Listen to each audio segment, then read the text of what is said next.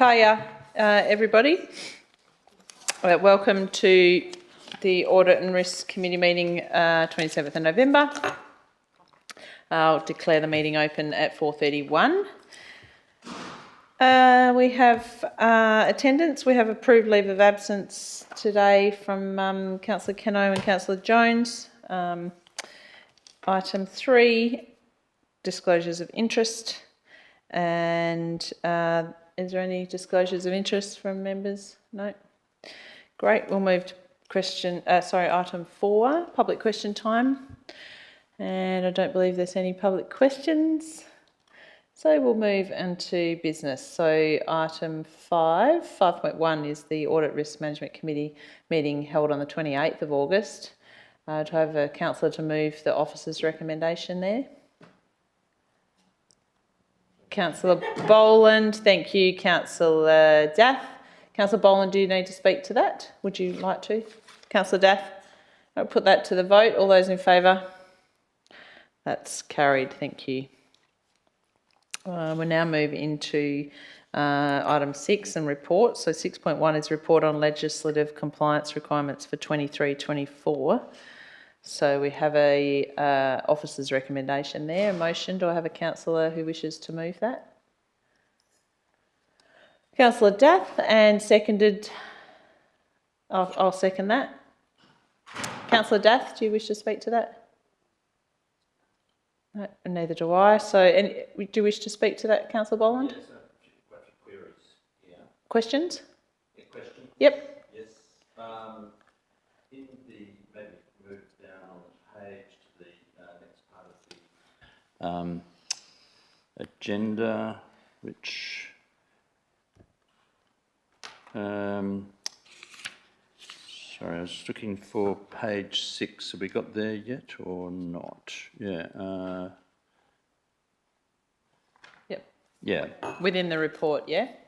Yes. Yes. So it's to do with the review of the local laws, and I don't sit on this committee ordinarily, I'm deputy, but I went back to last year and the review of the local laws, and the date of expected completion for the review of those local laws was 2024. Now the date of expected completion is 2025-26, which is pushing them out much further than where we were a year ago, and that means another year or two beyond the review of them then should occur under the Local Government Act. As it currently stands, I did try to check last night whether the Act had been amended or not. I believe it's in the Legislative Council at the moment, but the Council sits for its last day, I think, tomorrow, so I don't know whether there will be changes. Even if there are changes to the amount of time for the review of local laws, seems like any that haven't, I believe there is a proposal to go from 8 years as the minimum to 15 years. But from what's in the agenda, if you've gone beyond 8 years, you're only going to get another 2 years. I would have thought there's plenty there that are over 8 years. I was going to ask about the Bush Fire Brigade's local law as a separate issue, because it seems a bit odd what the situation is there. But I think it's really time that we did start to move on these. It is something that keeps cropping up, and I noticed it a year ago, that there it was in bold yellow, that we're well overdue, and we haven't made any move on any of them. And some of them aren't that hard. I had a look last night at the street numbering local law, which is, I've got it here, it's only a page and a half, and I can't see that there'd be anything you would go and change in that. So, I mean, that could be ticked off very easily. I know there's a process, but I believe we should, as the Audit and Risk Management Committee, I think there's a risk there that we're non-compliant with the Local Government Act, and we should try and make ourselves compliant as soon as possible, rather than it's again being extended out. So that's why I didn't move the recommendation, because I have some reticence around that being put out again. I think my personal view would be that we say that, yes, we need to start reviewing those local laws immediately. Some may be more difficult than others. I mean, I've probably picked the lowest hanging fruit. Yep. There's others that are obviously more complex, but there's no reason why we couldn't start on them, and I think we should probably be rolling through them. And it may have to be a sort of almost a standing item in our meetings until we have reviewed them and got them done. So I have that concern about being in support of the recommendation at the moment, but maybe that requires a response from the administration about what we do about it. I can see from the agenda, I think the approach, but I'm concerned about that approach. Okay. All right. Let's let the. I'll refer that to the CEO to respond, or if she wishes to delegate that. Oh, okay. Thank you.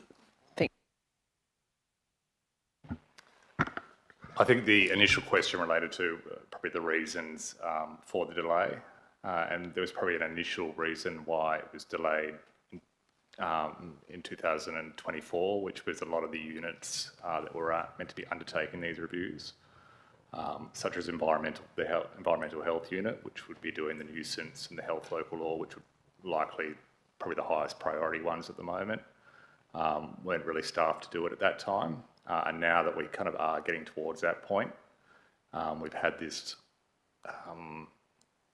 Local Government Act Tranche 2 reform announced, which is going to change, I guess, the environment and how these local laws are done.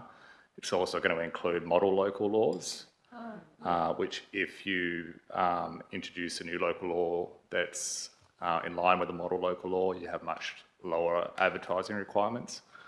You've got to remember that it is a time-consuming exercise, especially if any amendments are proposed. If a review is done, no amendments are proposed, then it might only require one council meeting and one report.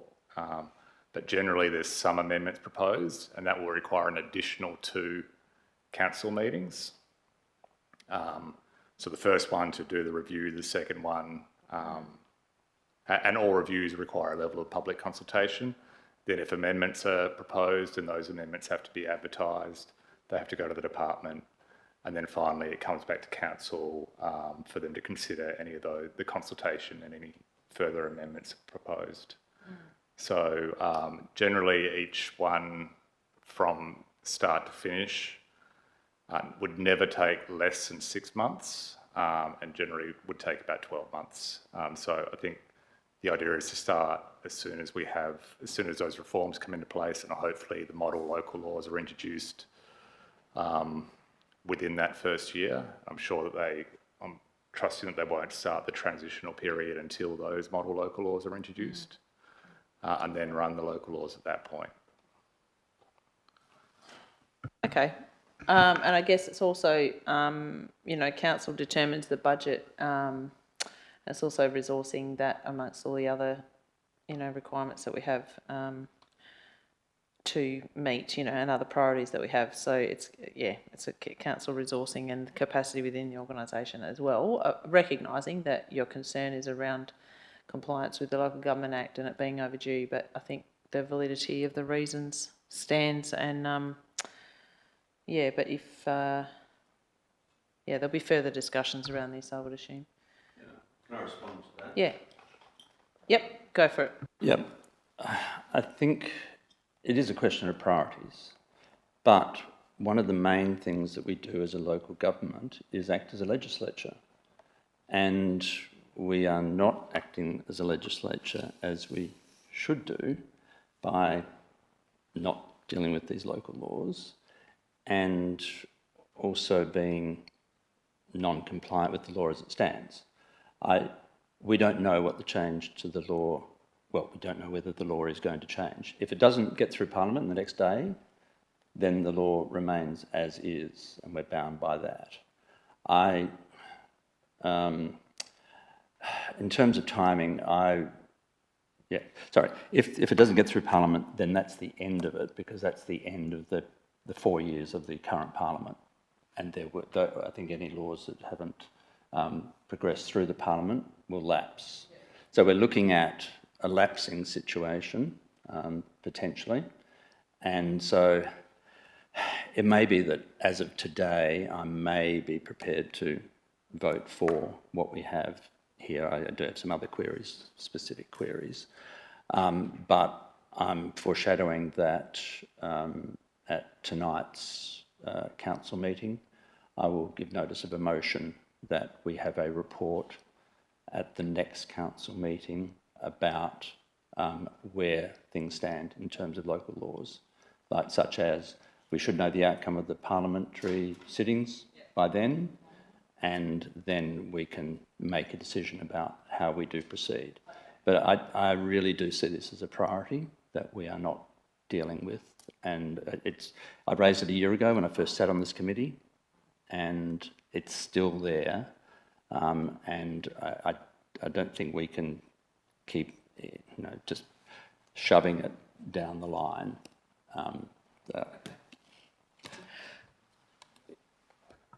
Mr. McLeod, would you like to respond? Yep. Just one or two things to note in relation, I guess, to priority and risk, and just noting that a lot of these local laws, the fact that they haven't been reviewed within that 8-year period doesn't mean that they haven't been amended.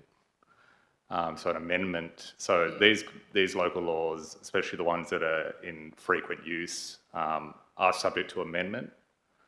And so council do see them and council do make those amendments. The requirement in the Local Government Act for a review every 8 years is quite unusual. And it's in some ways arbitrary, which is why they are changing the law. And it's not something that would apply to other types of legislation, like some may have sunset clauses, but generally there is no review period for other pieces of legislation. And just in relation to risk, under the way the law currently stands, a failure to review does not in any way affect the enforcement or the validity of the law. So a couple of things to note in relation to priority and risk.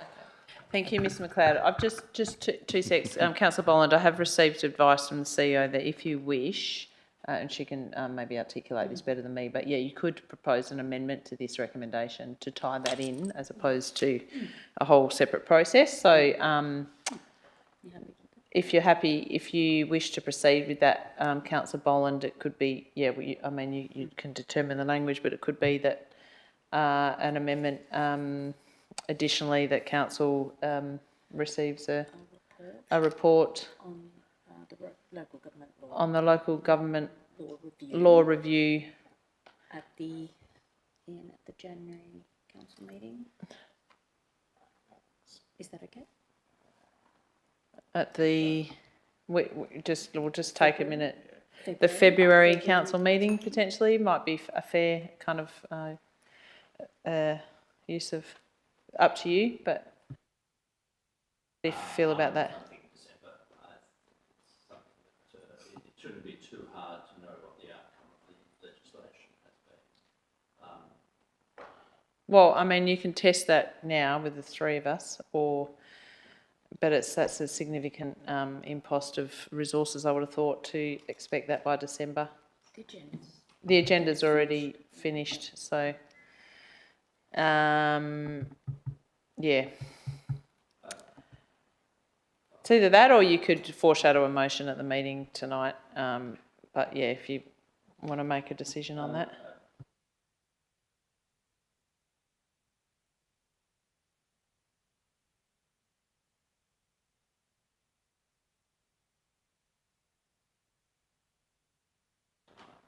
Okay.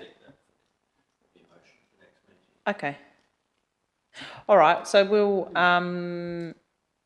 we'll put this to the vote, I think, now. Or oh no, do you wish to? Oh, you haven't finished. Okay.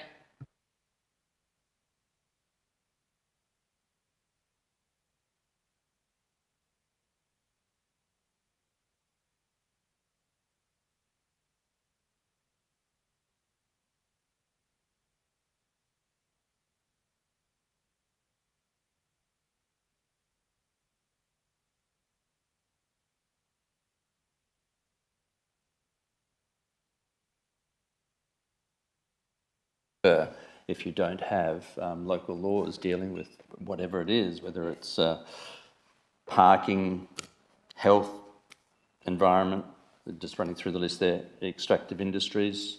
So it is going to become far more crucial under the the legislation as proposed. It's not going to be easier. I think it's going to be a lot harder on councils if those laws are passed. And I can understand that things, may not change. You may not need to do anything. That's what I was saying before about the street numbering local law. I can't see that's going to have too much in the way of public submissions around that, and you could be ticking that off. Whereas something like the health local law, very significant. And I think there are some outdated provisions in that we should be dealing with, because that goes back to last reviewed in 1999. But the particular one I want to ask about, which has come up on the list, which hasn't been there before, is the review of the Bushfire Brigade's local law from last reviewed in 1943. It's not on our list, on our website either. We have our local laws, so query around where that's popped up from. Mr McLeod can answer that. It was discovered by DFES, I think in about 2022, that they sent out a circular saying that local governments needed a bushfire brigades local law when they instituted their bushfire brigades. And at the same time, a lot of local governments went through and checked the gazettes and realised that they had unrepealed local laws from the act that preceded the Bushfires Act. I think it was because the Bushfires Act was 1954. And then WALGA provided advice to a number of local governments about whether those local laws were still valid. And the advice was that they continued to be valid despite the fact that they were introduced under previous legislation and had been. But we will fix up the fact that if they're not displayed on the website, that's something we need to fix. So we'll address that. But it was a bit of an anomaly, and it was not. We were not alone in that. There was quite a few local governments that discovered the same issue, and hence why WALGA provided the legal advice. Okay. Should we add that into the recommendation that there'll be that action, that the Bushfire Brigade's local law will be posted on the website? Or, I mean, I suppose... Yep. Okay. Yep. We can put that. Add in as amendment. Do you accept that amendment, Councillor Duff? That the bushfire local law be added to the Shire website? The one from 19. Yeah, correct. I assume it appears in the Government Gazette somewhere. Yes. I didn't start digging myself to find it. All right, so we'll just deal with this. Let's be mindful of the... I did have one other query about that. Standing orders. That particular local law. Okay, in the list of items, it was number... We'll just come back to that amendment in a minute. We'll just where conclude your queries and then we'll come to that amendment. Yeah, where it appeared in the compliance ID section, I don't have the number, I think it might have been 108. Sorry, it was item 138 on page 32. But where that appeared, I think it said that it was dealing with the relevant legislation being section 441 of the Local Government Act, but that didn't seem to be right. In the agenda, it's got 316 of the Local Government Act, which appears to be right. So is that just a that can be just an administrative correction, I am assuming, in the minutes? Could that be noted? Yeah. That, item 138, it should apparently be... And then when we pass the minutes at the next meeting, we'll ensure that, that's an administrative correction, I think. So I think we'll go, just as a matter of respecting standing orders, let's deal with this amendment that's been proposed. So Councillor Daff, Boland, you wish to move this amendment? and with councillor Dath's consent, we may be able to incorporate it, or do we have to? I guess we might have to vote on it. No, Oh, I'm moving an amendment. so councillor Boland's happy to move. Are you happy to second that amendment? Yeah, all right. So I think we've spoken a bit about it, so let's just put it to the vote. All those in favour? Yep, great. So that now gets brought into the substantive motion. And councillor Dath, you haven't spoken. Do you wish to? Yeah, just quickly. My understanding with these local laws, we might not have reviewed them for 8 years, but it doesn't mean we haven't made amendments for them when needed during that. You know, some of them might be 10 years old, but they've still been updated as necessary and they're still valid until the legislation changes, or the legislation's going to change and they're going to be valid for extra amount of time. Is that correct? Yeah, that's correct. So at least 2 years after the new legislation is introduced, any one that's more than 8 years will still have 2 years at least. So 2 years from their 8 years, or 2 years from the change in legislation? 2 years from the change in legislation. Okay, so we basically just have to wait until we know when that legislation comes in. Okay. Yep, correct. Possibly tomorrow. Yep. Okay, let's put that to the vote. This is the amendment. This is the substantive motion with the amendment tied in. So, No, I had more. pardon? I had more on the substantive. Oh, okay. You wish to add an amendment to the substantive motion? Or? Maybe, I don't know. I had queries. Oh, questions. Yes. Okay. In that list of things to be reviewed was the review of the community strategic plan.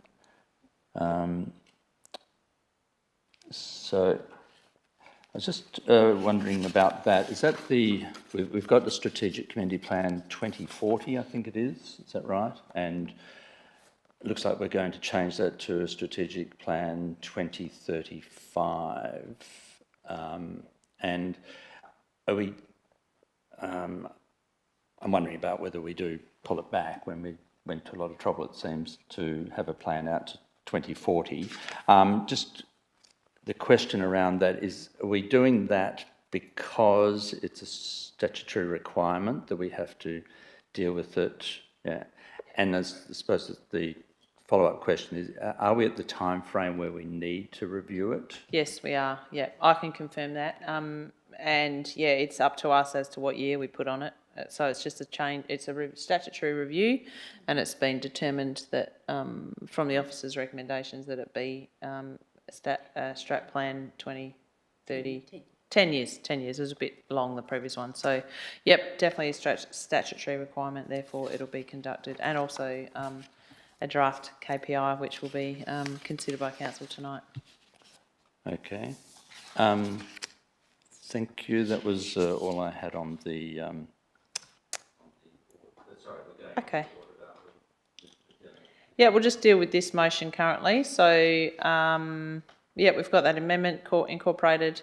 I don't feel I need to talk to it. So if there's anyone who wishes to speak against it, if there's not, we'll put it to the vote. All those in favour? Okay, that's carried unanimously. Right, so our next motion is 6.2. So this is the annual financial report for the year ending 30 June 2024. And we have an officer's recommendation that we receive it and recommend that it be included in our annual report, the financial report. So do I have a councillor to move that recommendation? Councillor Boland, and a seconder. Councillor Dath, thank you. Councillor Boland, do you wish to speak to that? Yes, I had a few queries. Okay, some questions, yep. Probably the time for that. Just in terms of the audit, and very pleased to see that we had the audit done very successfully and very promptly this year, which is a very good thing, and credit to our staff who've done a lot of good work, and believe we were amongst the first 7 local governments in the state to have theirs done, which I think is we're definitely getting on with things and being ahead of the pack and doing what we need to do. So great credit to the administration. Just wanted to query a few things in it. One in particular, and I did raise this just a little bit earlier with the relevant director, was in 21 related party transactions on page 71. Yep. There is an item, key management personnel compensation, employee termination benefits, and there was an amount in 2023 of 4,267, but a much larger amount in 2024 of $218,885. I was seeking some advice on the reason for that. Yeah, I noticed that one too, and I'll refer that to the CEO, but that's, in regards to staff leaving and contractual arrangements, but she may be able to allude to that. Okay. Yep. Thank you, President Meldrum. Yes, that amount does relate to a number of payments made to senior staff, benefit payments, as per contractual arrangements, as those employees left the organisation. So just for your information, Councillor Boland, because you may not have been here, but we had a director left the organisation and also the previous CEO. So given, those may have been they would have been a couple of those terminations. So did you need further clarity on that, or? Possibly, yes, and may not be now. I mean, we're just here to deal with the audit, and the auditors have seen those payments and have been audited, approved them. It just does, there's an issue there, I think, around fairly large payments to people who are not working for us anymore. And yes, if they were contractually required, then it's a legal obligation. It does raise the issue of whether our contracts are appropriate in those circumstances. It's not generous something or it's not something that council has influence on. So legislatively, yes, but I would appreciate if the CEO could provide me with more information around that, as much as she can provide, appreciating that it is particular employees' situations. The CEO might be in a different category to key management, yes, but maybe... An employer of council, yeah. Yes, so, yes, if the CEO could provide some further information to me and other councillors. Yeah, it would be to all of council. Yeah, I'm sure they can be. Any other questions or no, Councillor Daff? I suppose the other question is around our reserves, and just looking at the amounts we have there, I think they total something like 28 million. Fairly substantial sum, and I can understand that they are reserves for various things, and whether they can be used is a question for each particular one, and some would they're reserves for a reason. They're reserved for when things arise. But I'm just wondering whether we are appreciating enough that we have reserves there to be doing various things. Well, I guess, so it's a general thing, but there are some specifics there, like, for instance, the old settlement reserve is one that I have. I guess it's not really maybe CEO might provide advice, but I don't think it's really the forum, this meeting, to discuss that, because that is actually a council decision that we make at budget time. So we have, council absolutely has the opportunity at the during the budget process to have input as to the amount of transfers to reserves in and out, but also the definition of the reserves, and we absolutely review that every 12 months. So we're kind of past that period. Now is not the opportunity to really discuss it because there isn't, if you need clarification on it, but that's definitely an opportunity for council at during the budget process to determine those the uses and the definitions and ins and outs. Just respond to that. I think the Audit and Risk Management Committee has an overriding obligation to be looking at these issues. I know this is the audit that's come through for this financial year, yep. But it's something that the Audit and Risk Management Committee does not just ignore. We receive and recommend. Yeah, I think it's particularly something that we should be keeping an eye on because it's a very large amount of money, $28 million sitting there. And is it money that is being well used, just sitting there, or is it something that we should be more active about using those funds for the purposes they've been set aside for? Okay. Good question, and that can be discussed during the budget. Yeah. Yeah. Thank you, President Meldrum. Good question, Councillor Boland, and I think that's one that we should be exploring as part of the budget process. Yeah, it is a significant amount of money, but and let's flag that for budget discussions. That's up to council, certainly, to determine, that bucket of funds, how it's used and how it's defined. Okay, so Councillor Boland, do you wish to speak to the report at all, or if you don't, then would you like to make comment or? I spoke briefly about it. Yep. And no, overall, I think we've had a good audit. That we've got that done in a very timely fashion, and it's been approved by our auditors and gone higher as it does. I think we've done a good job around that this year. When I say we've done a good job, I think it's more the admin have done a good job. Yeah. Thank you. Thank you. Councillor Daff?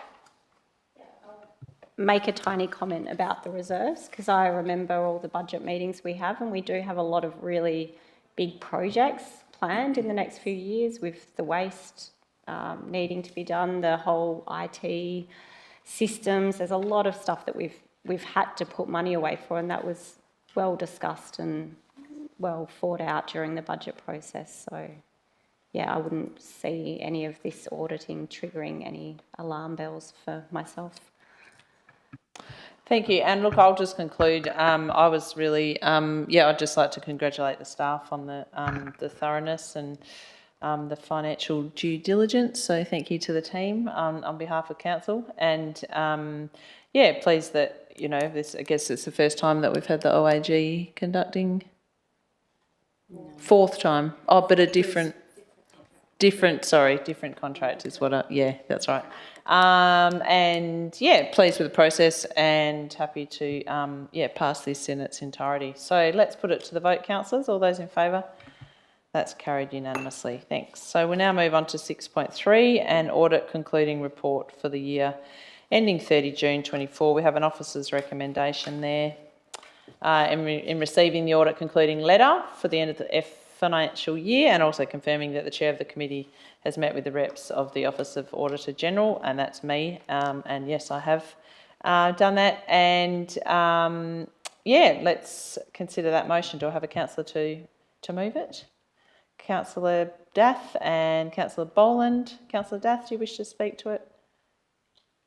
No. Councillor Boland.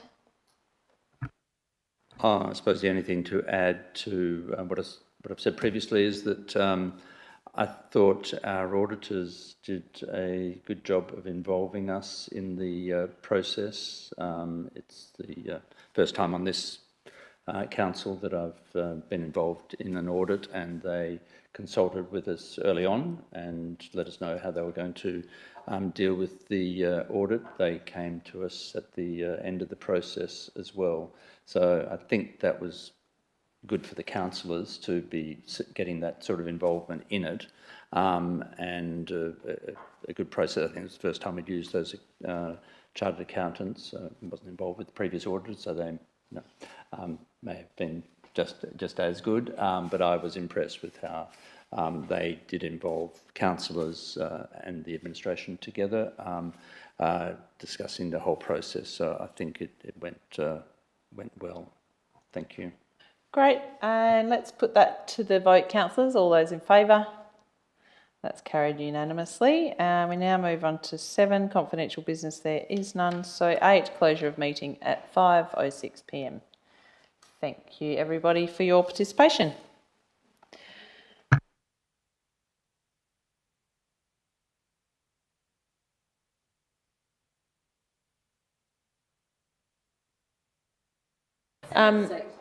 Councillors, if you just want to stay put, we're going straight into our next.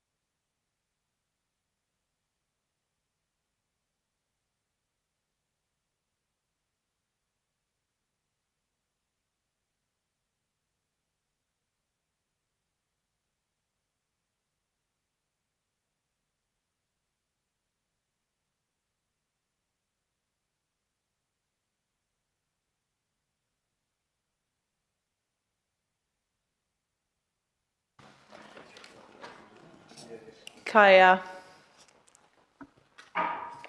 Kaya Kwaba Kiji Jinang Nunda Mangamang Yaranga Wadandi Buja. Hello, good to see you together on Wadandi Buja country. Nala Karich Wadandi Yungang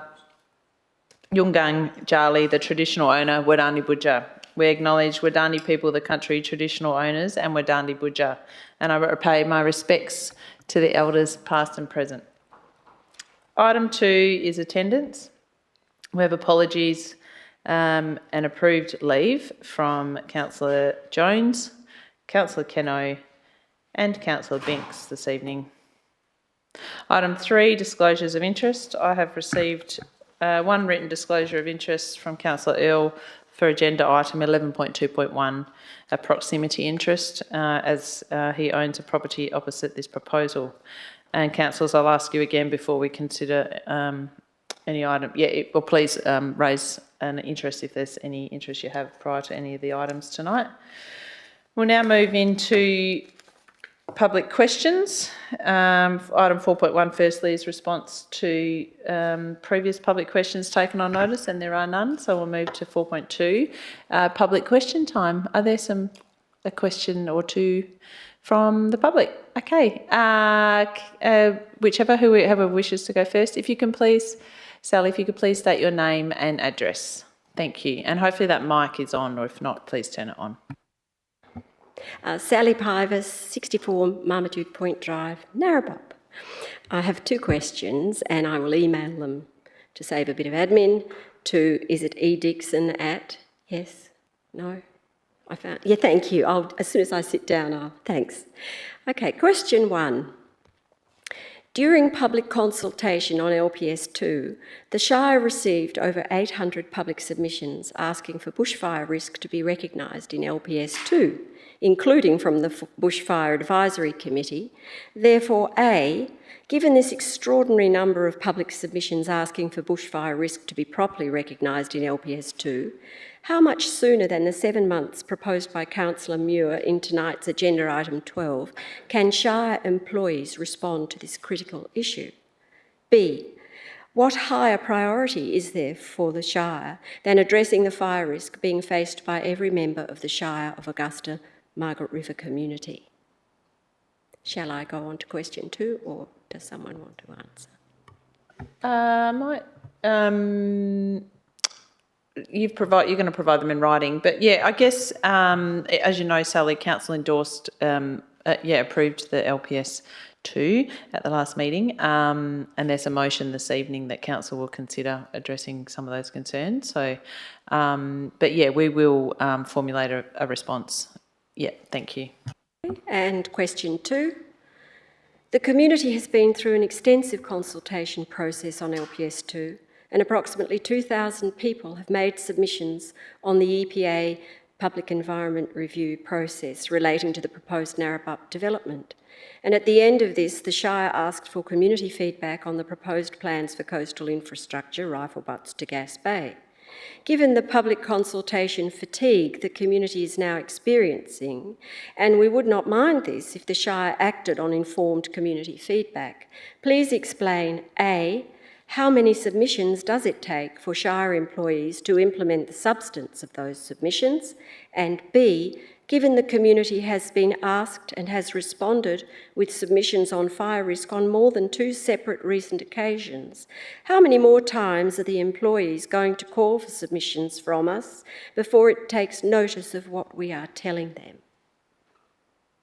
Thank you, Ms Pivus, for your question. I will refer that to the planners, but I will just state that at the end of the day, the decision making is with the council and recommendations are made from the officers. So the responsibility, does lay with council, and we consider all the facts and the submissions. But yeah, we'll just allow maybe Mr. Logan to elaborate on that. Thank you.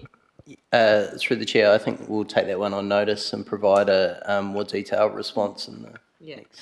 But thank you for raising consultation fatigue. We are really aware of that, and there's been a lot going on. And at the same time, that's such a huge amount of relevant data that we get from our community, and we really appreciate it as council members. But we are quite aware of that, the consultation and the amount that's been recently conducted. So thank you for highlighting that. Are there any other public questions? Yep, Ms Lynn Saventi, if you could please state your name and address. Thank you.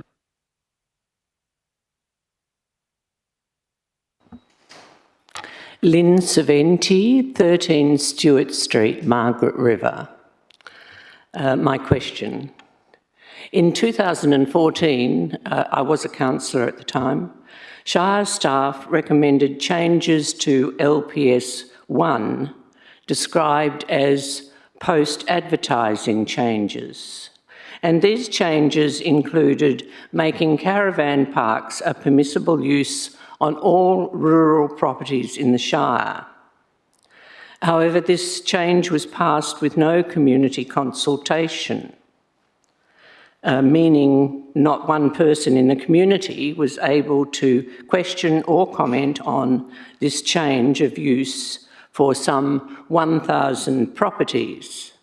As this was recommended by the same staff who now advises that bushfire controls cannot be put into LPS 2 without further consultation, Could you please explain why outcomes that might restrict development to increase the safety of lives and property require endless rounds of consultation, but scheme changes to facilitate more development require no consultation at all? Thank you, Ms Saventi. I think we'll take that on notice also so we can provide a full and thorough response to your question. Thank you. Thank you. Thanks, Lynn.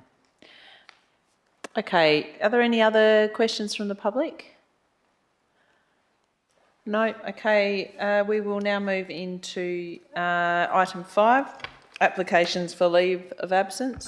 Haven't received any. Are there any applications, councillors? No. Then we shall move into item 6, which is the confirmation of minutes of the previous meeting. So first of all, we'll deal with the minutes of the OCM held on the 23rd of October. Do I have a councillor to move that? Councillor Boland. Councillor Muir seconding. Councillor Boland, do you wish to speak to that? No. Councillor Muir? Or if there's no one to speak against, we'll put that to the vote. All those in favour? That's carried unanimously. Thank you. And 6.2 is our consideration of the minutes of the special meeting of council, which was on the 20th of November. Do I have a councillor to move that? Councillor Earl and a seconder. Councillor Daff. Councillor Earl? Councillor Daff.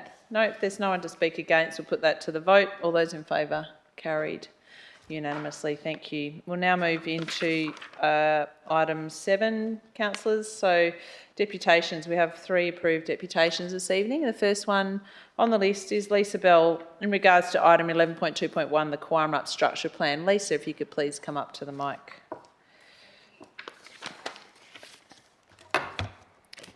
So I'll just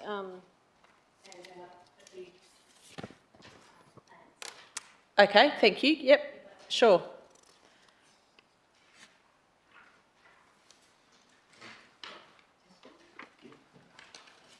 Thanks, Lisa.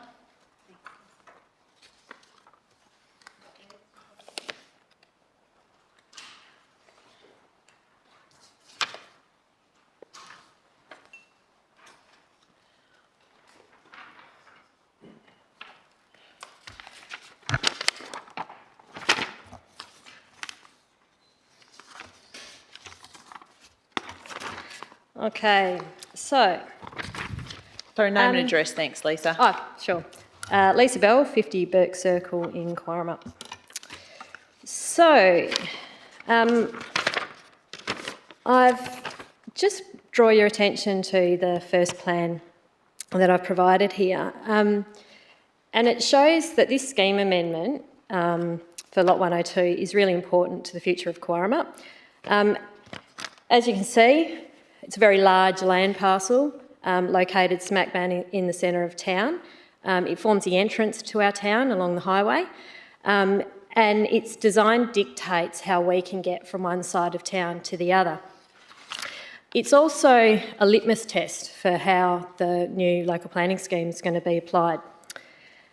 Now, the community is really concerned about this, this proposal, as reflected in the 257 objections. So compared with the existing structure plan, which there's also a copy, we've got the removal of a lifestyle village, despite consistent demand from the community for more ageing in place. We've got the removal of sporting facilities, we've got the removal of the creek line, we've got the removal of a vegetation buffer along the western side of the site. There's also issues related to the transport network, and it's pretty much going to be replaced with wall-to-wall residential development that's really inconsistent with the rural character of our town. As recognised in the local planning strategy, Quarramup's already got enough lots for high growth scenarios in the long term. We don't need more residential lots, we need good design. So I'll just address the safety issues and the transport issues. So first thing, and I'll refer to the third plan here of the structure plan, and this shows the neighbourhood connector, the new east-west connector that runs through the middle of the site. Now, this is forecast or modelled to carry less than 3,000 vehicles per day, which is actually still quite a high number of vehicles. Now, Main Roads, the Shire staff and the community all expressed concerns about vehicle access for the R30 lots along that road. And everyone recommended that a rear laneway be provided. So that's consistent with livable neighbourhoods and would enhance the road safety. Instead, the proponent wants to just reduce the speed limit and try and make it so that all of those lots have to exit the property front first. So the vehicles there'll have to be a turnaround area on 300 square metre lots, which is really difficult to enforce compliance on. And it's really squeezy for that lots. Now, this is a greenfield site. You can just provide a rear laneway. Given that the developer's set to get an additional 120 lots out of this development and this amendment, I think the inclusion of a rear laneway is not unreasonable. So, moving through to the next plan. The structure plan is not supported by pathway connections to the existing network in town or to community facilities in town. So the pathway, it's really small, it's the orange line. Between Sunset Road, that comes out at a fairly dodgy bend on Sunset Road. There's no footpaths for about 70 metres, and the closest one is going through a heritage site and an area subject to inundation.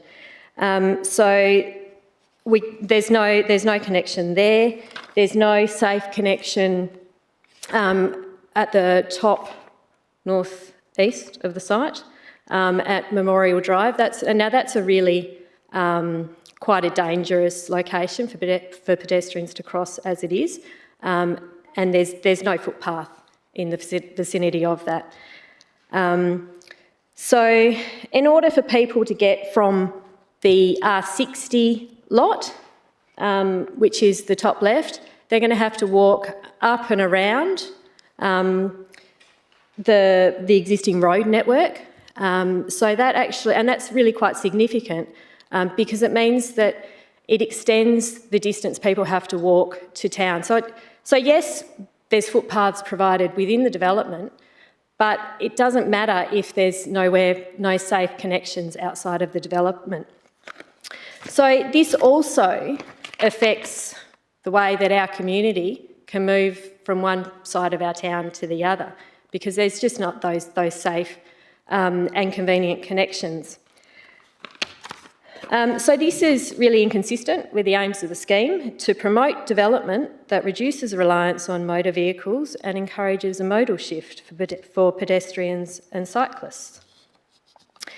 So we would recommend, the Cowarama Community Road Safety Group recommend that this structure plan be modified to address rear access for lots fronting the neighbourhood connector, to address connectivity issues related to the path network, to reflect consistency with livable neighbourhoods and best practice. Also, funding for the pathways should be identified early on in the planning process. Now, this is a fantastic opportunity for the developer to go beyond what's normally required to achieve some level of community benefit for this proposal. Because outlined before, the community's lost a lot of things through the changes to this structure plan. This may be a potential for the developer to provide some level of community benefit. It really needs to be assessed against the consistency with the scheme aims, the new planning scheme aims and the zoning objectives, and consideration needs to be given to the rural character of Cowarama. So we'd also request that the councillors visit the site prior to determining this matter, because these issues and the connectivity and the vegetation issues are really quite apparent once you actually get your feet dirty and step on the ground. Thanks, guys. Thanks, Lisa. Are there any questions from councillors for the deputy? Councillor Muir, did you wish to? Yep, sure. Okay. Yep. Or should I ask them at the item? Might be best to wait until we get to the item. Yep. We've got a couple of other deputies, but yeah, there was a site visit conducted for your information. Oh, right. Councillors did visit the site, so yeah. Okay. Yeah. Did you see the overhanging trees over the site from the western boundary? Yep, correct. Yep. Okay. Yep. Wade's going to discuss those now. Yeah. Okay. All right. Cheers. Thank you. Thank you very much. We'll now move. Next on my list is Melissa Sharlik. Yeah, sorry. Melissa Charlick's ill today, so Okay. she's asked me to represent on her behalf. Okay, not a problem. If you could just state your name and address, please. Yeah, Thank you. my name is Wade Barnes. I'm a resident of 27 Georgiana Cross, Quarrama, Parkwater. Thanks, Wade. And I too have some stuff to hand out before I start.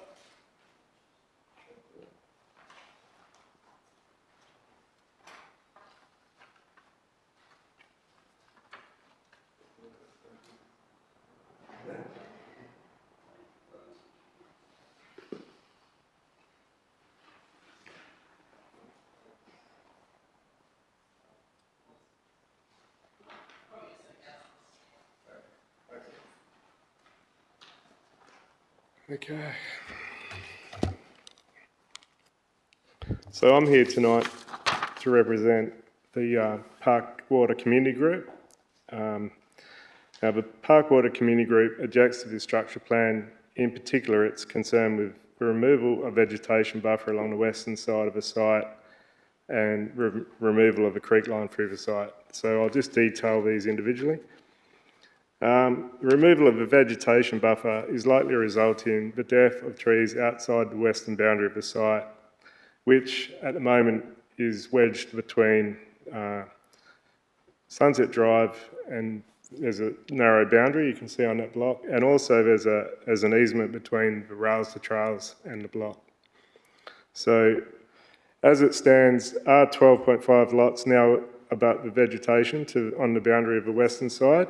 The canopy and roots of these trees extend into the lots and will be impacted by future development. This includes the construction of sheds, swimming pools and garden features. These trees are already under stress. Further development is likely to result in their ultimate loss. It will also create a liability issue for the Shire, who will be responsible for removal of dangerous limbs. Bushfire Management Plan states that houses can't be built within 21 metres of the boundary of Lot 102. We have, as you can see on the paper I provided you. When this setback is combined with standard front and rear setbacks, there's very little room to build a standard house. It will be difficult to fit a 4x2 project home into these lots. It will be almost impossible to get appropriate solar orientation, which is a basic principle for sustainable house design. And it's inconsistent with the following scheme aims to support innovative development outcomes that are sustainable and accessible to people of all abilities, to ensure that biodiversity values are protected where possible, enhanced, and to arrest any further decline in biodiversity by ensuring that future land use and development does not diminish environmental values for present and future generations. So, there's the second point. There's a removal of the creek line. There's a creek line represents a lost opportunity to rehabilitate a degraded water course to create a living stream. This could have provided a habitat for wildlife and the opportunity for future residents to engage with nature. Instead, the natural topography and water movement has been ignored. The creek line, as proposed, will be filled in and replaced with pipes and residential lots. We accept that the local water management strategy may be able to manage water quality. However, the better proposed approach represents a departure from best practices outlined in Better Urban Management and the Stormwater Management Manual. So, in closing, The Parkwater Community Group recommends that the structure plan not be supported, the vegetation buffer along the western boundary of the site be retained, the creek line be retained and rehabilitated into a living stream, and also councillors visit the site prior to making a determination. That's it for me. Thank you. Thank you. Are there any questions from councillors for our deputy? No. Thank you very much for that. Thank you. Thanks. I now call for Mr Gareth Wilson to do a deputation on the same item, 11.2.1. Good evening. My name's Gareth Wilson. I'm the State Director of Goldfields WA and the landowner of this the application at 102 Bustle Highway, Quaramup. Thank you this evening for considering this proposal. Goldfields' journey in the southwest started late 2021 with the acquisition of the balance of Brookfield Estate in Margaret River, and we've since rebranded that and developed Spindrift. It was through the development of that estate that we've begun to understood the need for housing in the southwest and the imbalance of demand versus supply, which led us to expand our portfolio into Quaramup some 18 months ago, and since then have gone on a planning journey to put together the application that's before you today. I urge you in considering the application to consider the balanced approach that's been taken to put it together. It hasn't been an easy site to fully understand and put together the master plan. It needs to consider bushfire impacts to the east, significant transportation issues, and seeking to resolve some of those through the roundabout that was previously proposed as a staggered T intersection. There's servicing matters that need to be addressed, as well as looking to retain as much vegetation as possible. We've gone to great lengths of assessing every tree for its health and surveying every tree in an attempt and endeavour to retain as much vegetation on the site as possible, with the ultimate goal of delivering a diverse range of housing that can meet the needs of Quaramup and the wider Shire. So I look forward to continuing to work with the officers in the collaborative approach that we've had today. And thank you for your time, and I urge you to support the application this evening. Thank you. Are there any questions from councillors? Councillor Muir. Thank you for presenting to us this afternoon. I guess I had a question in regards to the vegetation on the left side of the structure plan and your intentions about maintaining those or not. So within the Sunset Drive Road Reserve, obviously that's going to be left untouched. Then the band of vegetation that's contained within the rear of the proposed lots, there's selective tree removal within those, where it's more about reducing the canopy to ensure that it doesn't get categorised as bushfire and increase the setback to the buildable area on those lots. And once again, our landscape architects, working with an arborist in identifying the trees that are to be removed, has identified those that are of either poor health or dead within that zone to try to mitigate bushfire risk. I guess I was just curious to know what percentage of those trees will remain. I couldn't tell you off the top of my head, I'm sorry. I believe, yeah, I couldn't quote numbers off the top of my head. Okay. It is identified within the application, I think, towards the back, and I can't look at my computer I just for now, couldn't quite work out from some of the drawings in terms of what would be maintained or not, I can come back to you the verification on what will be there. I guess I was interested in the presentation previously about the rear laneway. Did you have any comments about that and the possibility of putting in rear laneway access? It is a possibility, and it's something that's been was raised by the officers as part of their recommendation as well, and it's certainly something that we're willing to consider as we get into the DPLH and continue working on the application. Okay. So that's something that could be put in as part of an amendment? It could be, yes. Yeah, okay, great. Thank you. Councillors, any other questions? Councillor Boland. I have two questions. The first one is about the vegetation bund along Augusta Margaret. The aesthetics of this development are going to be most crucial. So there's a modification proposed about, I think I'd interpret it as more vegetation and bund than has been proposed. What's your position on that? So our original submission proposed a vegetated strip along Bustle Highway that was again, trying to achieve a balance of not creating an additional bushfire risk. And since the application was publicly advertised, and again, working with the officers, we've moved that proposal to increase the width of the buffer, but also more densely plant out the buffer to create a visual buffer, which now does attract a bushfire category and the appropriate setbacks, but we have worked to amend the plan to consider that feedback. That you've added in now? You're saying that you've increased the distance. Well, we've added loop roads. So previously we had lots directly backing onto Bustle Highway, which would have had no setback from a not categorised bushfire, whereas now we've added loop roads to face the bushfire risk. And Councillor Boland. And another question around the workers' accommodation.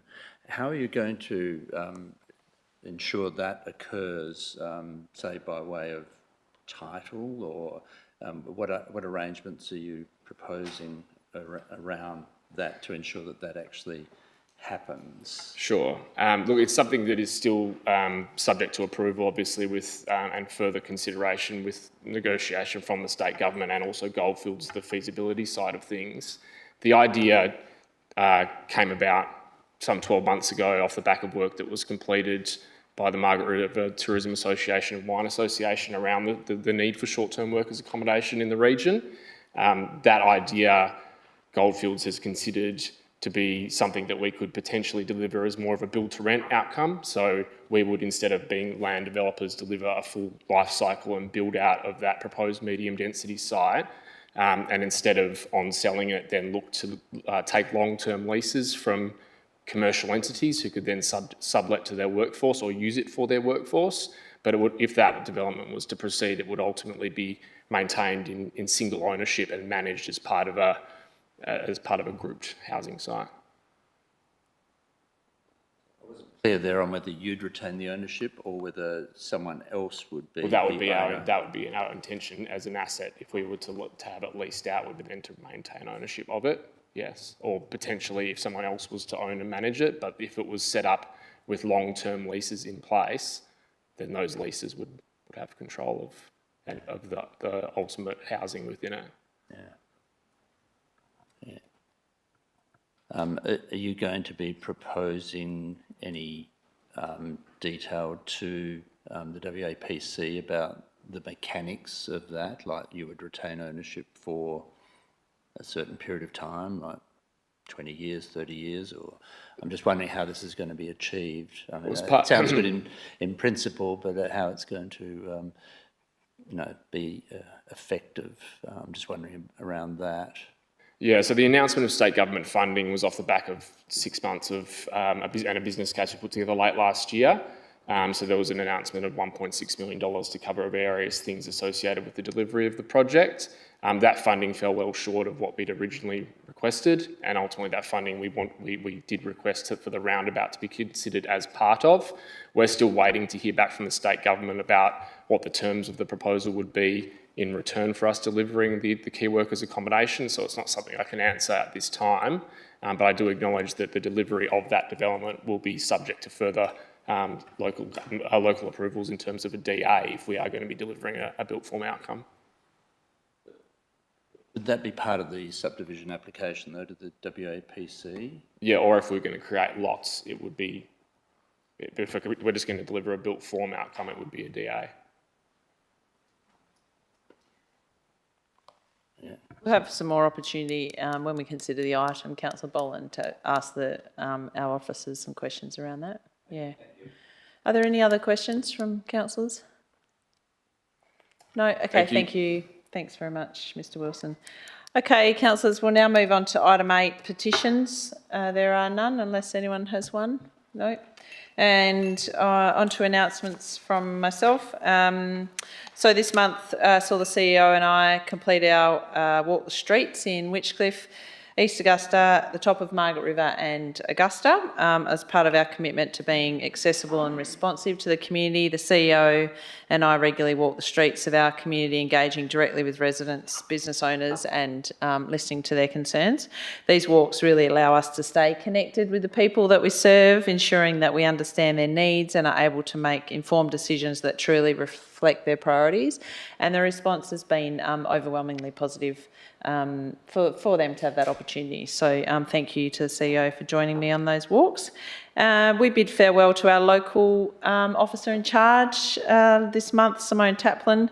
She has been an incredible servant to our community, and I just want to extend our deepest thanks for her unwavering dedication and tireless commitment to keeping our community safe and for the positive impact that she has had during her time in our community, and we wish her the very best and look forward to forming another great relationship with the next officer in charge, who will be commencing soon, if not already.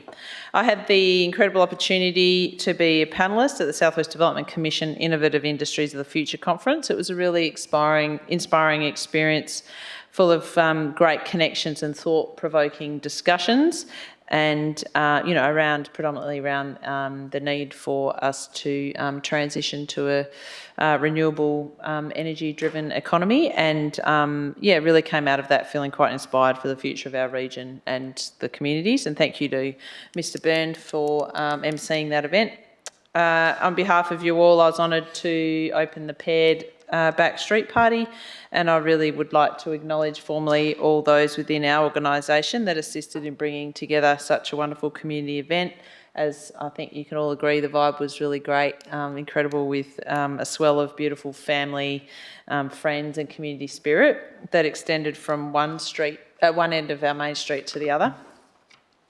Additionally, the Margaret River Senior High School Awards Night. So this is something I attended recently, and the Shire has supported in the last year in the following ways, which I'll just remind you all of. And we really look forward to continuing to support our younger community and youth in this and other practical ways. So we participated in the Year 11 mock interviews. We allowed work placements for students in parks and garden, maintenance, comms and marketing. There were Shire work site visits for Year 10 students to expose them to the different career opportunities within the Shire, and also some traineeships were targeted at the Margaret Senior High School Year 12 leavers. So there was parks and garden reps there, works, admin and engineering, community planning and development.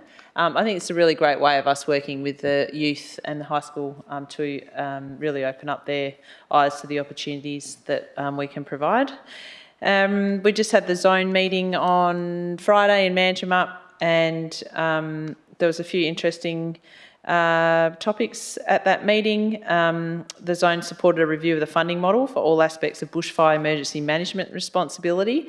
The state has delegated to local governments, including prevention, preparedness, response and recovery, that consolidates various funding streams into a single, transparent, risk-based, equitable system which ensures consistent and adequate funding. That's a whole lot of words, but in a nutshell, it was really great. So the new Assistant Commissioner, Mr. Sutton, was there, and there's quite a change in DFES, and it was really an opportunity for Mr. Peter Sutton to introduce himself to the zone and really try and build some great local government DFES relationships in building community preparedness and resilience, and obviously response, but most importantly resilience. And I was lucky enough the day before to do a tour of the facility there in DFES, which was gave me a greater understanding of the critical role that DFES play in the southwest. And the zone also moved a motion, an advocacy motion, to the Minister of Agriculture for the government to support local small-scale farmers in their efforts to locate or develop an alternative custom kill service provider in the southwest region. Also in that included a recommendation that WALGA advocates to the state government for reforms to environmental health regulations and other relevant legislation to enable small-scale abattoirs on rural farm for on-farm meat processing. That was carried unanimously through the zone, clearly affecting a lot of us. And finally, the zone also resolved to write to the Premier, Honourable Roger Cook, requesting the expansion of a breast cancer diagnostic clinic in Bunbury to enhance breast cancer diagnostic services for women in the southwest. Are there any questions in regards to that? No. Okay, so we'll move on to item 11, which is 11 we'll start with 11.1.1, the minutes of the Advocacy Committee that was held on the 16th of October. Do I have a councillor, you wish to move the officer's recommendation? Councillor Daff? Yep, and seconded by Councillor Muir. Councillor Daff? I'd just like to mention again that I'm really excited about the formation of this committee, and it's really great to see that we've already started to make some really good progress in this area, and we're already starting to get some outcomes with advocacy for our region. So, yeah, thank you to the staff and councillors who have been involved in the process. Councillor Muir? Thank you. I am equally excited, and I think it's really important that we do advocate at this particular time, particularly in regards to election priorities. Just today we were talking about the Gas Bay to Cape Mentelle Coastal Infrastructure Plan, and that identified really strong needs in regards to infrastructure for active transport, bike paths and toilets. And we know that to protect our environment and manage the population pressures, we've got to have more investment. So I do look forward to ensuring that our voices are heard. Thanks. Thank you, Councillor Muir. Anyone else wish to speak against or for this item? No, we'll put it to the vote. All those in favour? Carried unanimously. Thanks, councillors. We'll now move on to 11.1.2, which is the CEO KPIs. Do I have a motion, that a councillor to move a motion? Councillor Dath, you wish to move the officer's recommendation as written? Okay, and a seconder? Councillor Muir. Thank you. Councillor Dath, do you wish to speak? Yeah, I'd like to mention that this process ended up being a really good one, because obviously the CEO KPIs is, the council's opportunity to give direction and to our only employee, which we need to remember.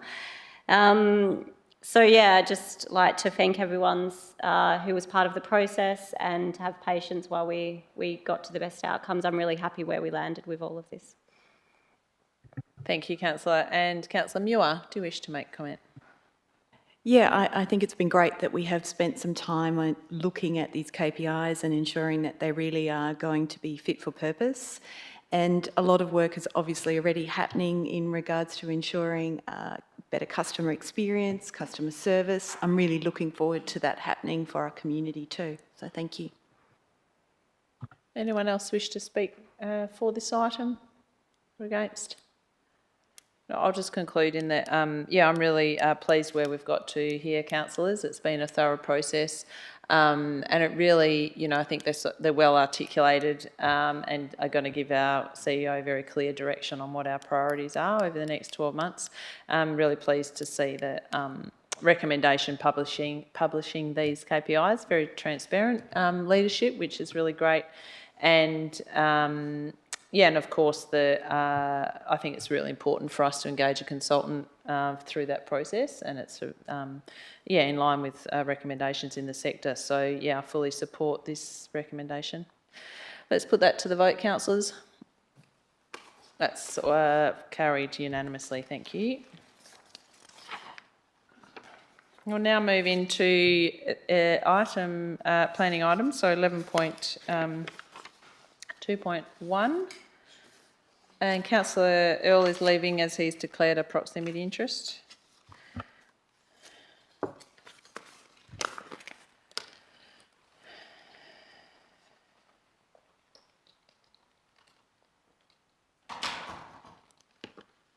Okay, councillors.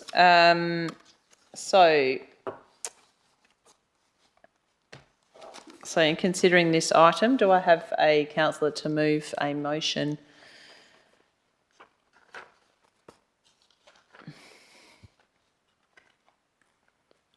Councillor Dath, you wish to move? Okay. Yep. Okay, so they're contained in that schedule. And Councillor Muir, you're happy to second that? Right, okay. Councillor Dath, do you wish to speak to that motion? There was a lot of submissions come back from the public consultation about that. Yeah, we've had deputations tonight, and the schedule of modifications, there's 13 at the moment, and they do reflect a lot of the concerns that were put forward by the community.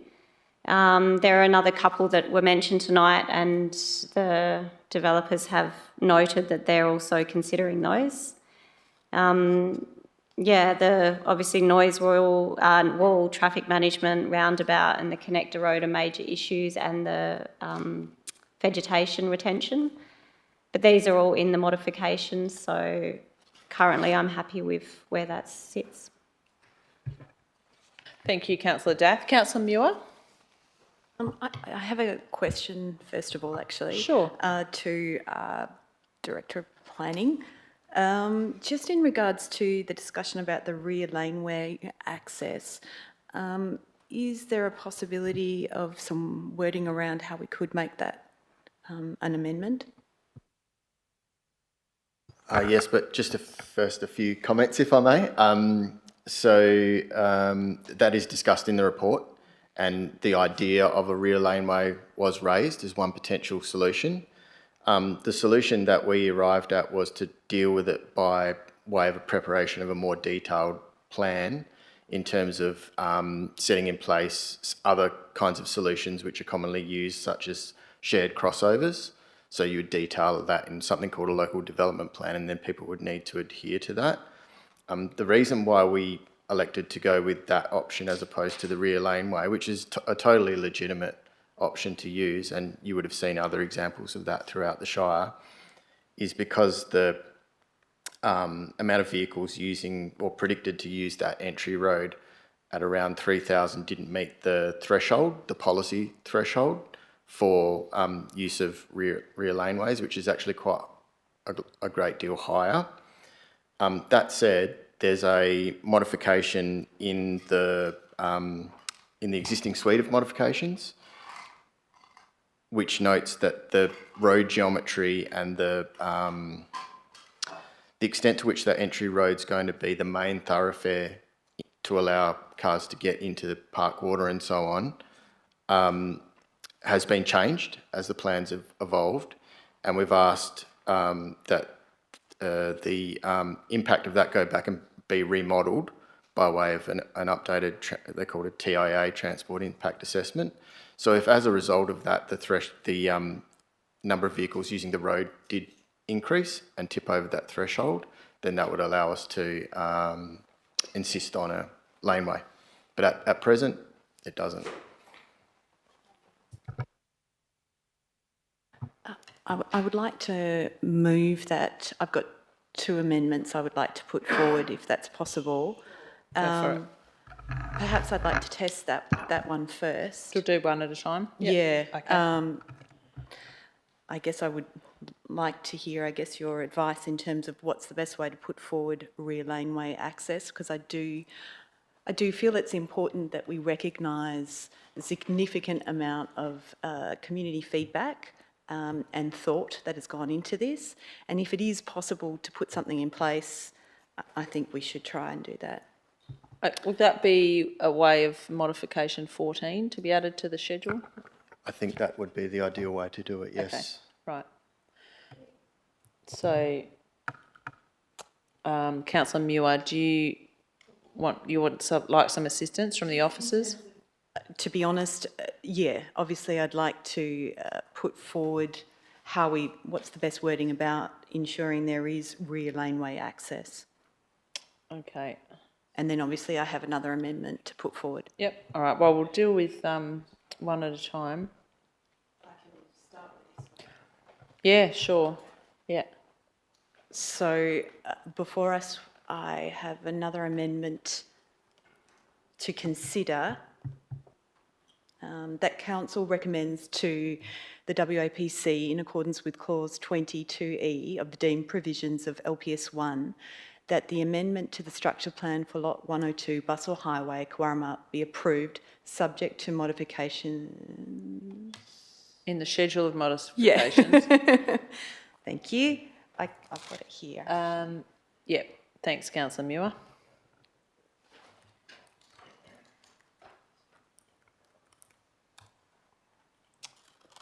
Just patience while we bring that up, councillors. Okay. So we know what we're dealing with. So that Oh, the yep. following additional modification be added to the schedule of modifications.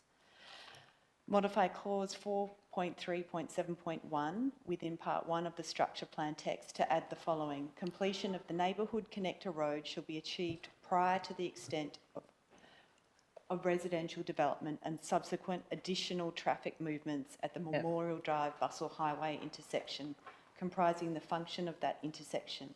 Detailed evaluation and requirements of timing for delivery of the neighbourhood connector road will be required prior to subdivision, and the timing for delivery then specified in an appropriate condition of subdivision.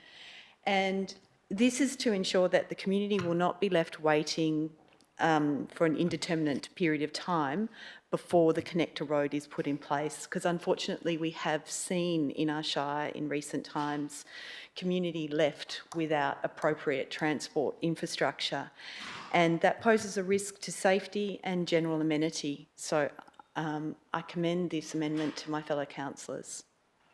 Thanks, Councillor Muir. So we need a seconder for this amendment. Councillor Dath, thank you. Okay, Councillor Muir, you've spoken to it, and Councillor Dath, do you wish to talk to this? Yeah, I'll just say that I definitely agree with this one. As a resident of Rapids Landing, I know what it's like when roads aren't completed in a timely fashion. So I would, absolutely support this amendment. Thank you. Any other councillor wish to speak against this item or for it? No? Okay, councillors, we'll put that to the vote. All those in favour of this amendment, raise your hand. That's carried unanimously 4-0. Okay, so that will become part of the substantive motion. But Councillor Muir, you also have another amendment you'd like to propose? Yeah, thank you. In regards to the rear laneway, if that's possible to put that forward as a further amendment, 15. 15 to the schedule of modifications to be sent to the WAPC, Yep. We'll just wait for the wording. It will be put on the screen in a minute. That's okay.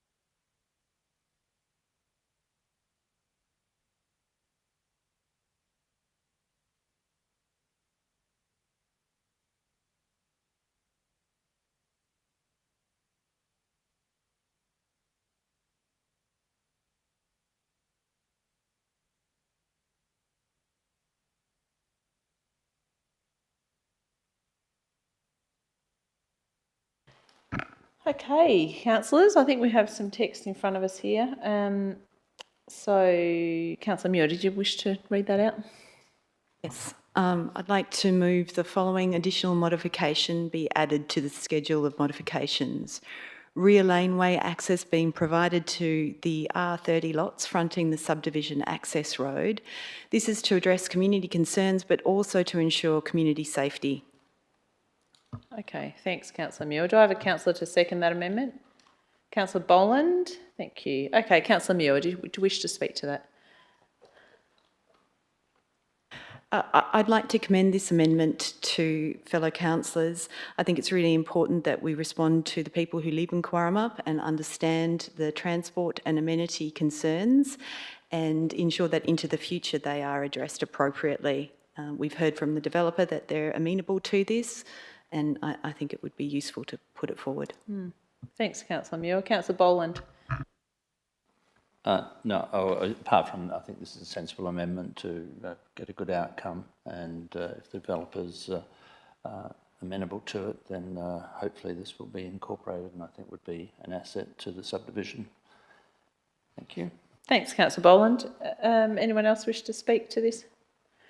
No. Okay. Yeah, look, I agree with this amendment. I think it's a good addition. I think it's important that we address community concerns through this process. We've already got, you know, a fair few amendments there on modifications within this schedule that are addressing those. So I would hope that the WAPC takes it seriously and gives it really good consideration. So let's put that to the vote, councillors. All those in favour? Okay, carried unanimously. So that now also becomes part of the schedule of modifications and therefore the substantive motion, which we will now consider unless any other councillors have any amendments they wish to propose. Councillor Boland. I just had a couple of queries. The footpath network was raised. Possibly it's a question for the administration whether they feel that the footpath network is, as proposed, is adequate or as modified. It's typically a level of detail that comes in future stages of the process. Certainly it's not uncommon for indicative footpath layouts to be given as part of a structure plan, but the point at which that becomes something that can be insisted on is as a result of the subdivision process. So we'll be looking at that closely when we get future subdivision applications to make sure that the network is right. Great, thank you. Yes? Yes, I asked some questions of the developer around the vegetation and the bund. I'm just wondering whether what we've suggested has been taken on board. Well, sorry, it's a modification I think we're suggesting. I'm just wondering if it's sufficient, I mean, particularly in relation to the R60 part of the development. That would probably be where it's of most concern. And there was a comment by the developer around the roads being adjusted to assist with what would be the buffer zone and the vegetation and the bund. If the admin could comment on that, that would be appreciated. Okay, thanks, Councillor Boland. That's something of particular concern to us. The methodology, if you like, that was put to us as part of the proposal was a wall with some screen landscaping. We think a far better solution, and one that's quite commonly used, is a bund, an earth bund with screening vegetation, and that's what we've incorporated into the modifications. That would be along the section of road that you're talking about there in front of the higher density cell, but in fact that whole frontage to Bustle Highway and the interface with the adjoining rural lot. Further question, Councillor Boland? Yep. Just the other issue that I raised regarding the worker accommodation, but I'm not sure that we can make, can put in a modification around that as I understand it, but I'm just wondering how that is going to be developed at the WAPC stage. Yeah, you're right. We can't mandate who lives in these estates. We can't sort of set land aside for a particular end user. We have very few details about what the worker accommodation development could actually be on that site. But as we've said in the report, that's not unusual at this stage. So I think that's something where the detail will come in the future and would need to form a development application that we would need to determine here. Thanks. Could I just check that would be something that we would monitor as this goes along? I think we're generally in favour of that sort of accommodation being provided. I think it would ease, the housing crisis. Hopefully, we really are facing an accommodation crisis in this area and many others. And so it's worthwhile to see that there's some attempts being made to address that. But I'm just wondering how it's going to be developed and implemented. And I'm wondering about our place. So the question is, our so- place in following that. Yep, so if you just wish to clarify that and then... Yep, the answer at this stage is that we don't know, but what we do know is that we're setting in place a density code and a site that's of sufficient size to cater for a certain outcome there in terms of workers' accommodation. 58 dwellings is what's been put forward. As we've said, before any workers' accommodation could be constructed, it would need to be the subject of a development application, which would come to us for determination. Okay, that clarifies your questions, Councillor Boland. We will... sorry, that substantive motion was moved by yourself, wasn't it, Councillor Muir? Councillor Dath, sorry, yes. Thank you. And then seconded by Councillor Muir. Okay, so Councillor Muir. Sorry, Councillor Dath, are you good? Okay. Councillor Muir. Thank you. I want to say thank you to the community for coming forward and sharing your concerns and the extent of consultation that we did have. I think it's really important we do listen to the community and respond appropriately.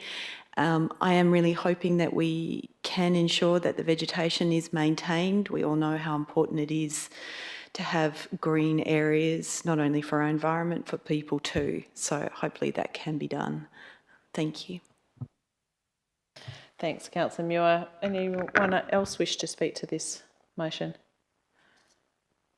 Or I'll conclude in that I feel that there's obviously been a lot of community interest around this, and I feel that the officers have worked, as much as they can to try and address those issues, the vegetation retention and those the extensive list of modifications. So again, I would hope that the WAPC seriously considers this, and we end up with a development that's somewhat in line with address those community concerns, and we have good outcomes for better community connectiveness and neighbourhood settings. So I support this. Let's put it to the vote, unless you wish to have a right of reply, Councillor Dath. No. Okay, let's put it to the vote, councillors. All those in favour? That's carried 4-0 unanimously. Thank you. We'll just invite Councillor Earl back into the room.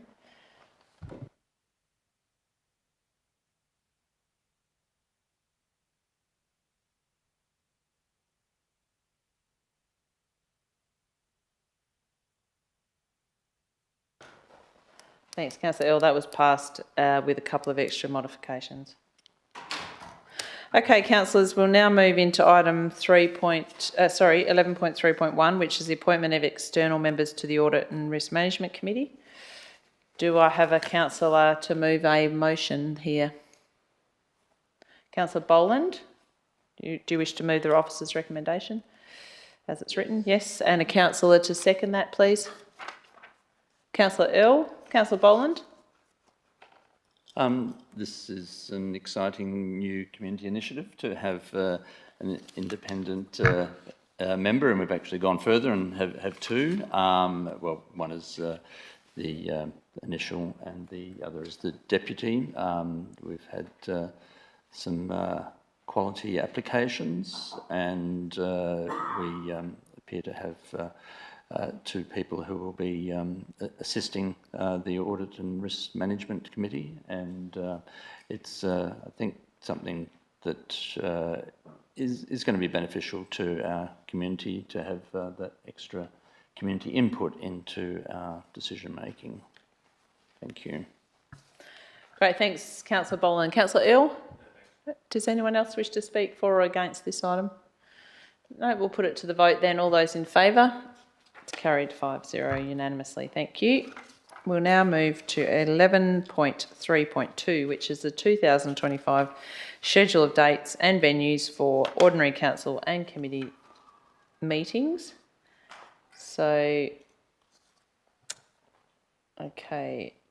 Yep. So, councillors, do I have a councillor to move motion? Councillor Muir and Councillor Earl. That's just clarifying that's the officer's recommendation as written. All right. Councillor Muir.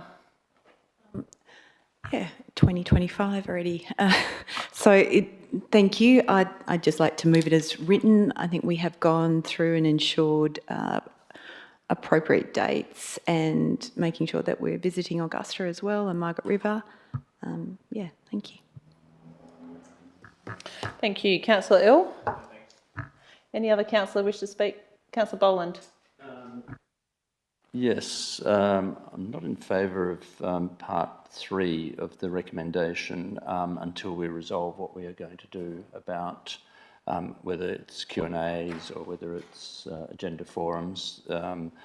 We had a briefing this afternoon on various options and we haven't resolved that. Okay. I think it's important that we do. So I'd be moving an amendment that we delete part 3 of the recommendation. All right, so we'll deal with that amendment first, Councillor Boland. So Councillor Boland moving an amendment to remove part 3 of that recommendation. I think it's probably the easiest way to deal with it. And do you have a seconder for that amendment? Okay, for lack of a seconder, that amendment falls away. So we now go back to the substantive motion. Councillor Boland, do you wish to? I will allow you to speak to the motion if you wish to, for or against. I'm wondering whether we could move parts 1 and 2 and move part 3 separately. No, because it's been tested as an amendment, it didn't get support. That's not possible. I'll just get that confirmed by the CEO, but that's my understanding. Yeah, yeah. Because it hasn't passed as an amendment, Councillor Boland, that's not possible. So we have to deal with the motion that we have in front of us. So you can speak against it or for it if you like, but we need to deal with it as it is. So does any other councillor wish to speak for or against? No. Okay, go for it, well, Councillor Boland. I'll speak against only in relation to part 3. I'm perfectly happy with parts 1 and 2. But I think we need to resolve what we are going to do about our public participation rather than discontinuing Q&A because we may resolve it in the next meeting, which we are going to go to that issue next time, as I understand it, based on what we discussed today. It's whether we're going to have a Q&A or an agenda forum or whatever else, but I don't want to see us limiting public participation in our decisions. So it goes in that direction, although I appreciate that we'll probably have something else in its place. But for the moment, I would rather we know where we're going with this issue of Q&As, agenda forums, whatever, before proceeding with this. Thank you. Okay, thank you. Councillor Muir, have you spoken to this? Yeah, I'll just conclude in that. Look, I'm happy with this schedule. It's as council committed to back in 2017, I think it was, that we don't hold any council meetings in school holidays, which we've addressed in this schedule of dates, and additionally, given the reconsideration of that component 3 that we'll be considering in our policy review, I'm confident that will be addressed, and I'm certainly in support of as much opportunity for community and interest groups to represent to council, which will be, I trust that council will reflect that in that policy. So I'm supportive of this motion. Councillor Muir, right of reply.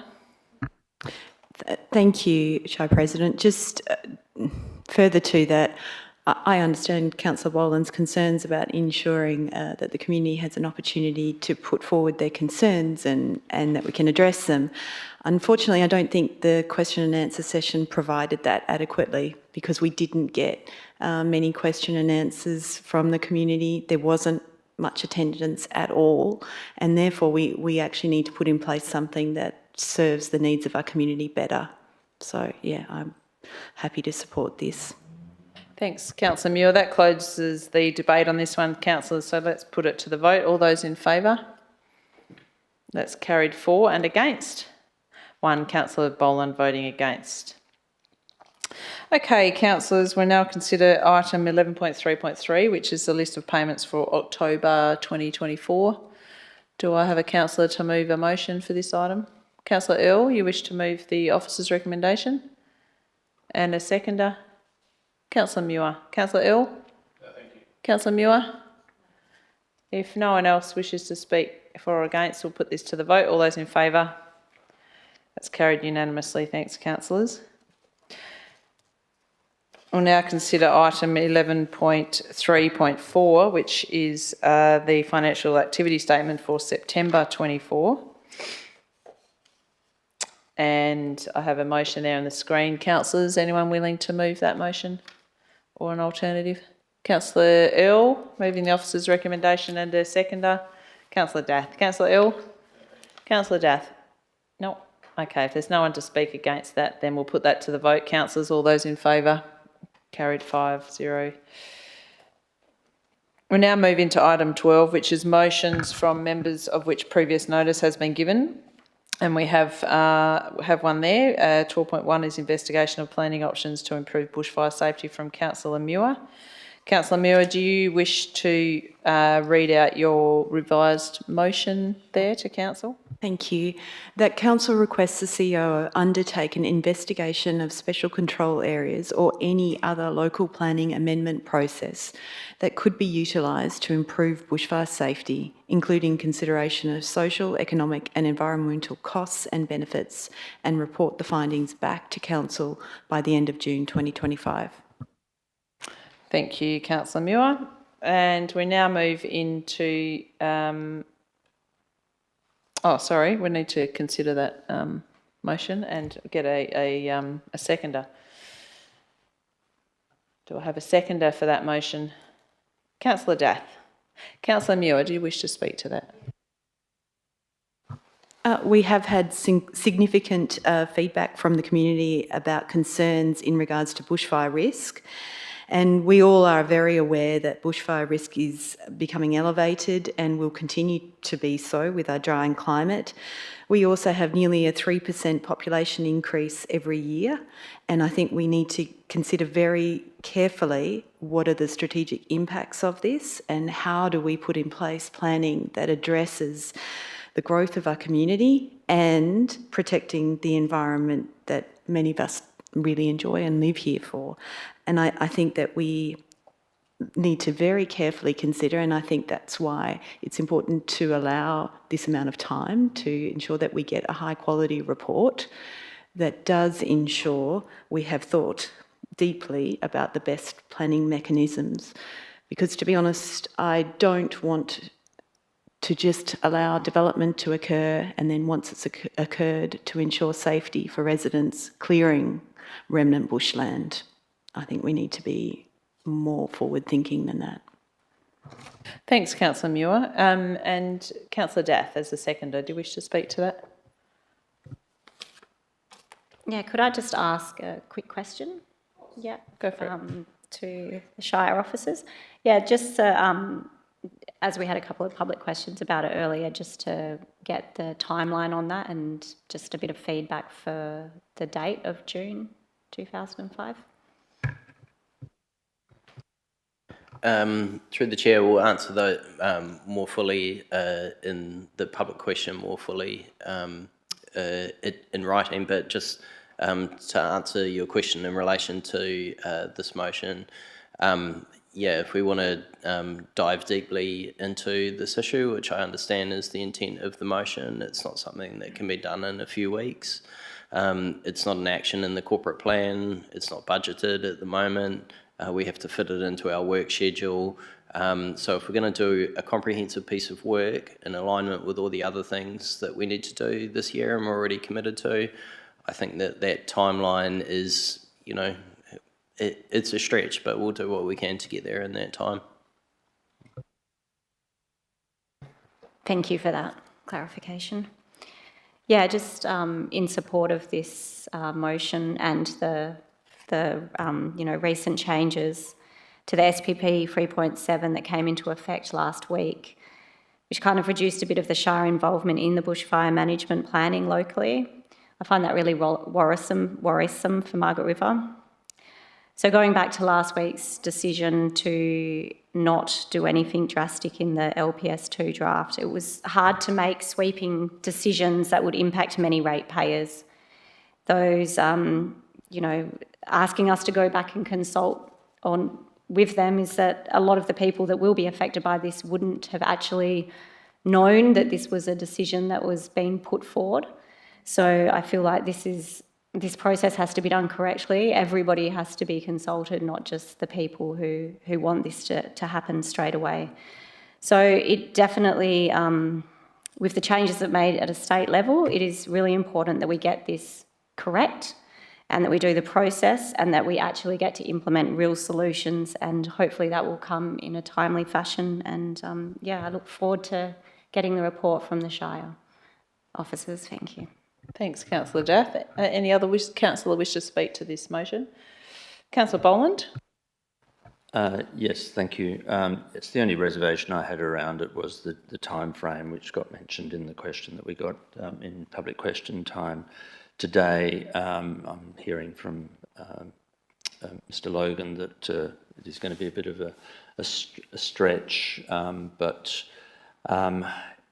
maybe it's just that we get an investigation rather than the entire resolution of this issue, because I think it's complex, but there's probably a report we can get about how to deal with this, and it was something that came up many times in the LPS2 process, and we got comment today about the hundreds of submissions we got on this. So this motion is a response to that. We looked at it carefully when we were getting to the end of assessing LPS2, but it was going to be too difficult to deal with in the time frame that we had available, and it is a big issue and does go right across the whole Shire.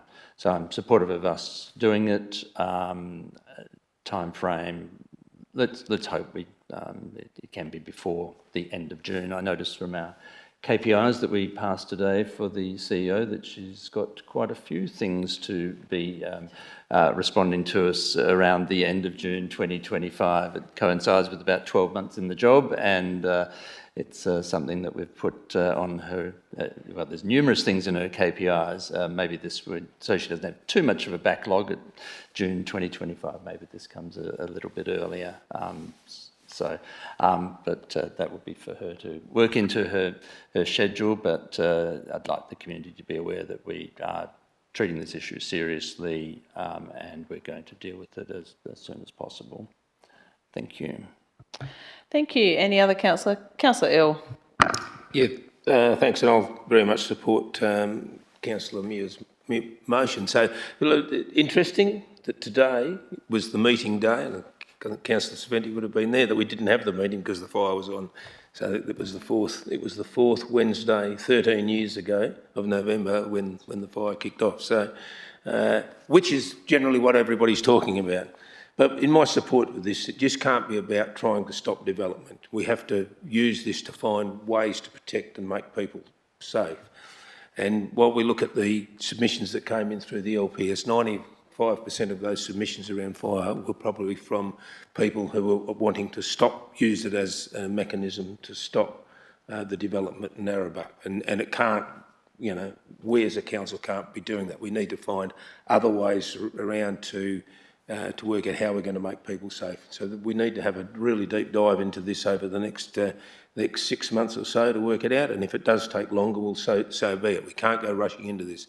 And we certainly couldn't rush into it and put something into the LPS that we're sending off to the Commission. They would have just thrown it straight out the door. Or said go out and consult widely with the community, and we'd be back here another 12 months, so my $2 would have been safe with Mr. Cuthbert down there.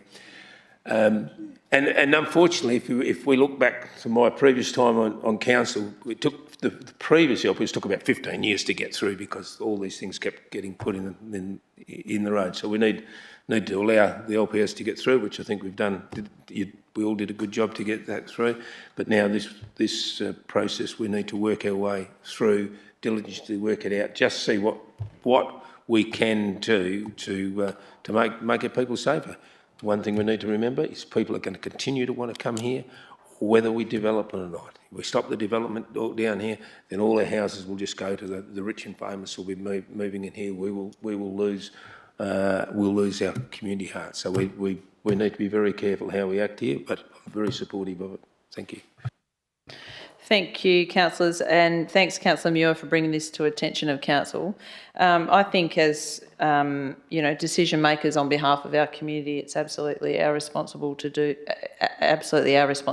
to do all that we can to ensure their safety, and in lieu of the state government really recognising the risk that we are in this shire in regards, I'm specifically referring to modifying that state planning policy around planning in bushfire-prone areas, particularly tourism use. We know it is a vulnerable use, but removal of that is it's disappointing to see. But I think we need to do all that we can to ensure that us as the strategic decision makers protect our community and look at what mechanisms we have under what we do here to ensure that can occur, particularly in the face of a drying climate. And, that bushfire risk is only going to increase. So I'm fully supportive of this. And as the motion clearly says, it's an investigation into what, could be utilised to improve bushfire safety. So obviously there'll be a further consideration and decision from council. So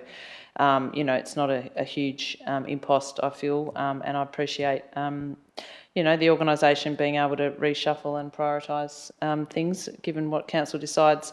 So, yeah, I fully support this. Let's put it to unless you wish to have right of reply, Councillor Muir. Okay, let's put it to the vote, councillors. All those in favour? That's carried unanimously. We now consider 13 motions for consideration at the next meeting. Do we have any? Councillor Boland. Yes. If you wish to read that out. Yes, a motion that council receive a report from the CEO regarding any amendments to the provisions of the Local Government Act regarding review of local laws, and 2, regarding what process will be adopted by the Shire in relation to outstanding reviews of local laws. Okay, councillors, that'll be a consideration for our next meeting, clearly. Right, so we'll now move to item 14, new business of an urgent nature. There is none, as far as I'm aware, from either members or the CEO. Oh, sorry. Sorry, yes? I'm just noticing that it's the what's just gone in there is the 22 January OCM. I'm intending this for the December OCM. Okay, well, if that's your motion, that'll be considered by council, so... That's the next meeting. So just okay, at the 11 December OCM meeting. Okay, well, that will be a motion that council need to consider at that meeting, so... Okay, we'll now go back to 15 confidential business. There is none, so therefore I shall close this meeting at 6:49. Thank you, everyone, for your attendance. Okay.